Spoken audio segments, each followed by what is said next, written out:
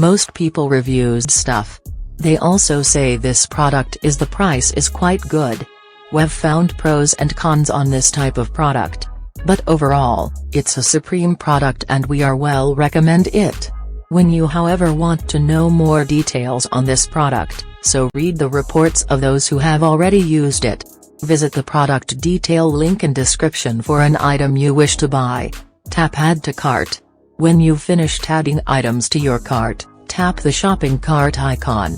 If you need to edit the items in your cart, tap save for later or delete next to the item in the cart.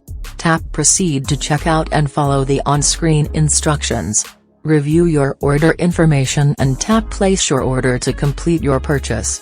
You'll see an order confirmation screen when your purchase has been completed.